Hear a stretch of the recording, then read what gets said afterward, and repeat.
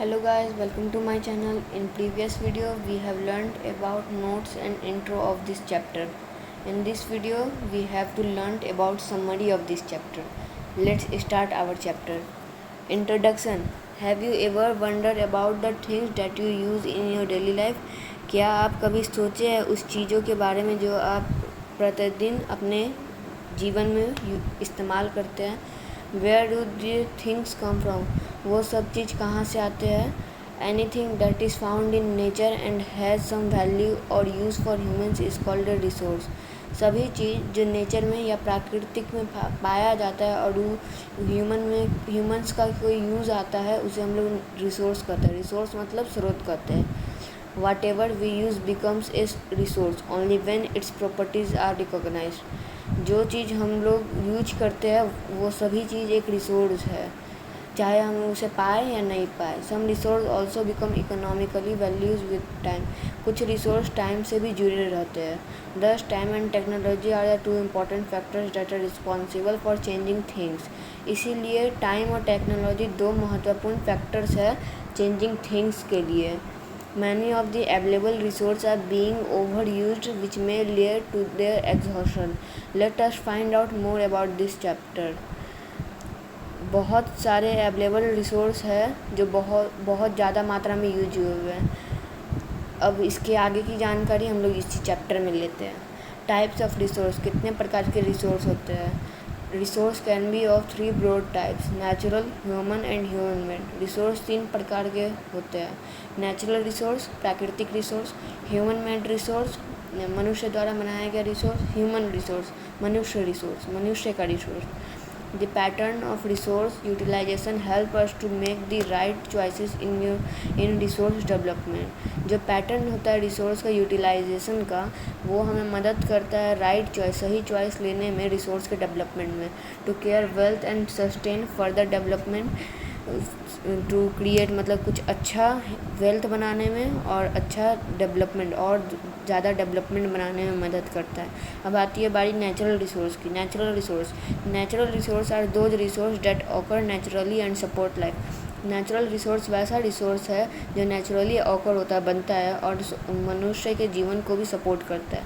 मनुष्य के जीवन को सपोर्ट करने वाला स्रोत जैसे वाटर, एयर एंड सनलाइट, पानी, हवा और सूर्य की रोशनी. Natural resource include minerals, fossil fuels, forest etc. Natural resource में रहते हैं मिनरल्स रहते हैं, फॉसिल फ्यूल्स रहते हैं, फॉरेस्ट रहते हैं और भी बहुत सारी चीज़ डेट सेटिस्फाई ह्यूमन्स वांट्स और वो संतुष्ट करते हैं जो इंसान चाहता है.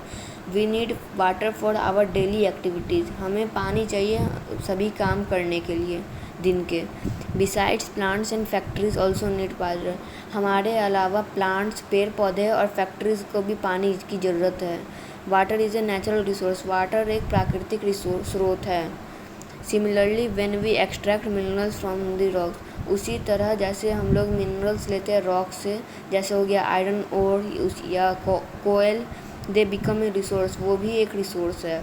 However, in ancient times when human did not have the technology to extract the minerals, पहले के ज़माने में जब जो ह्यूमंस हुआ करते थे उन्हें नहीं पता था कि टेक्नोलॉजी से कि कैसे मिनरल्स को लिया जाता है. उस टाइम का ऐसा टेक्नोलॉजी नहीं था. The same rocks were not a resource as they had no value. उस वक्त में उसी मिनरल्स का कोई वैल्यू नहीं था. Some natural resource that can be immediately utilized are. कुछ ऐसे रिसोर्स जो बहुत ही जल्दी यूज हो गए वो है एयर हवा, वाटर पानी, फिश मछली, फ्रेश फ्रूट्स साफ फल एंड वेजिटेबल्स और सब्जी. Other resource have to be processed to make them useful to man.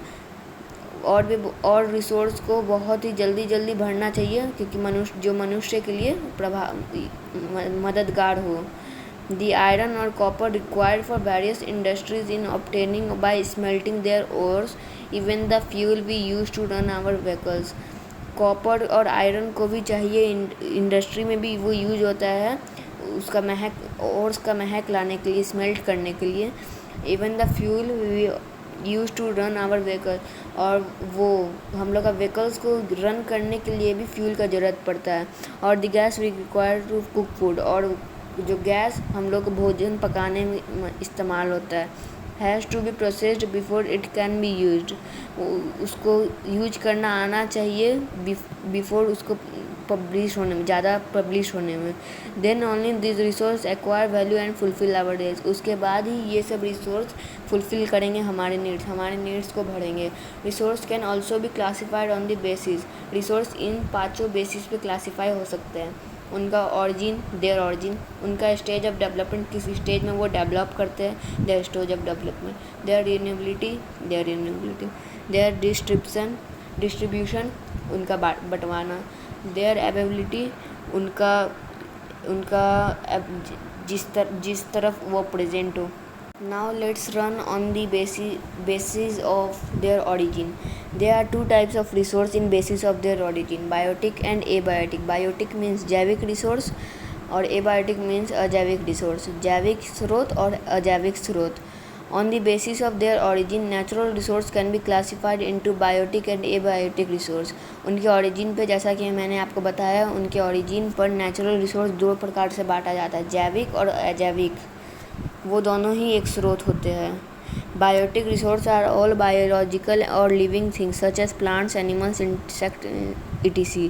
Biotic resource, जैविक रिसोर्स में खाली वही सब चीज़ आते हैं जो बायोलॉजिकल होते हैं और मनुष्य, जैसे हो गए प्लांट्स, हो गए पेड़ पौधे, एनिमल्स हम जानवर, इंसेक्ट्स कीड़े मकोड़े और भी बहुत सारे। ये बायोटिक रिसोर्स में खाली फिजिकल और नॉन लिविंग थिंग्स के लोग ही आते हैं, जैसे land, minerals, soil, water and climate. जैसे हो गया फिजिकल चीज़ और नॉन लिविंग थिंग्स, जैसे कोई जिसमें कोई जान नहीं हो, जैसे लैंड ज़मीन, मिनरल्स पत्थर, सॉइल मिट्टी, वाटर पानी, क्लाइमेट वातावरण। एक्चुअल एंड पोटेंशियल रिसोर्स, अब उनके स्टेज ऑफ डेवलपमेंट के बेसिस पर 2 टाइप के होते हैं, एक्चुअल और पोटेंशियल रिसोर्स। अब देयर स्टेज ऑफ डेवलपमेंट में 2 टाइप के होते हैं, जैसा कि मैंने आपको बताया। अब एक्चुअल रिसोर्स क्या होता है? Resource whose quantity and quality are known to us. वैसा रिसोर्स जिनका क्वांटिटी मापना और क्वालिटी किस क्वालिटी का है वो हमें पता हो, तो उसे हम लोग एक्चुअल रिसोर्स कहते हैं। जैसे ऑयल रिजर्व्स, हाइड्रो इलेक्ट्रिसिटी और hydel power, deposits of iron और भी बहुत सारे। ये सब एग्जांपल है एक्चुअल रिसोर्स के। अब पोटेंशियल रिसोर्स किन्हें कहते हैं? दूसरे ही तरफ पोटेंशियल रिसोर्स वो रिसोर्स होते हैं जो रहते हैं वर्ल्ड पर ही, बट उनका कोई इस्तेमाल नहीं आता अभी तक। जैसे हो गया waterfalls, wind and solar energy. जैसे हो गया इस पोटेंशियल रिसोर्स का एग्जांपल हो गया waterfalls, wind and solar energy. ये सब होते हैं पोटेंशियल रिसोर्स के examples. Wind means spread along the Indian coast line. Wind means जो होता है वो इंडियन कोस्ट लाइन तक है। Have potential for greater development, उनके पास बहुत अधिक मात्रा में पोटेंशियल है डेवलपमेंट के लिए। बायोफ्यूल भी एक एग्जांपल होता है पोटेंशियल रिसोर्स का, जो बहुत ही अल्टरनेट फ्यूल होता है और वो बहुत ही इम्पोर्टेंट एग्जांपल है।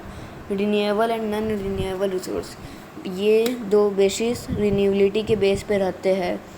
Natural resource can be categorised into renewable and non renewable resource. Natural resource renewable और नॉन रिन्यूएबल रिसोर्स में क्लासीफाई होते हैं।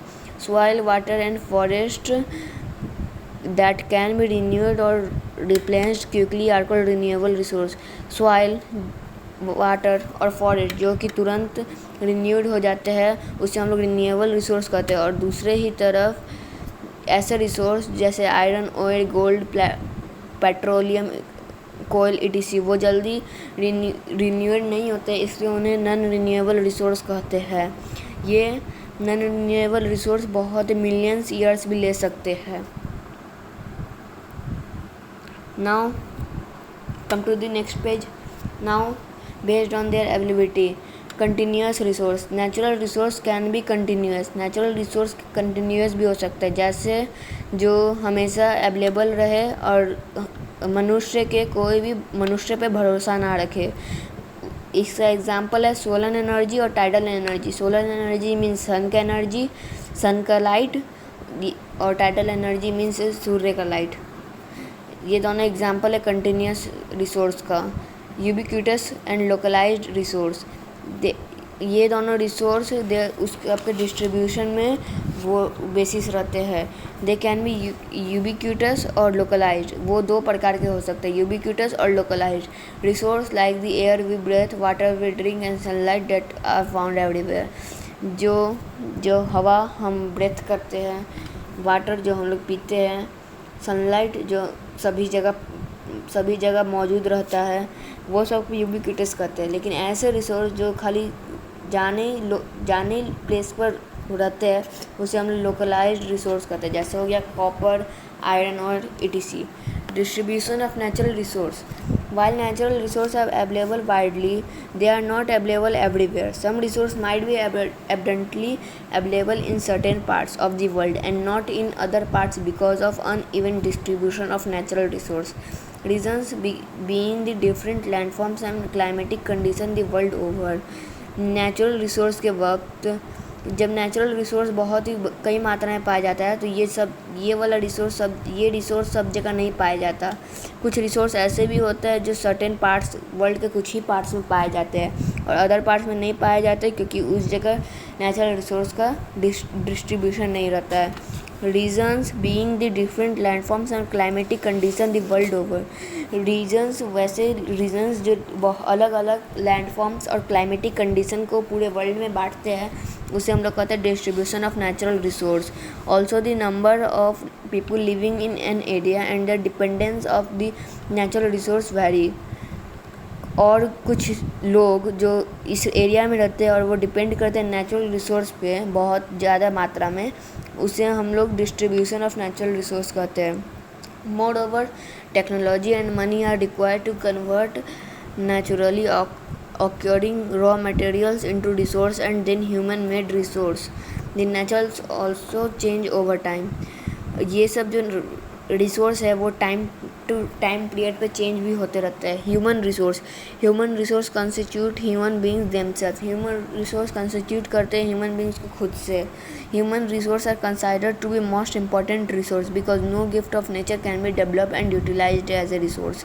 ह्यूमन रिसोर्स कंसिडर्ड करते हैं एक बहुत ही इंपॉर्टेंट रिसोर्स जिसे ना ही कोई गिफ्ट रहता है नेचर की तरफ से, और can be developed and utilized as a resource, और वो कुछ डेवलप भी करते हैं और यूटिलाइज भी करते हैं रिसोर्स की जैसे।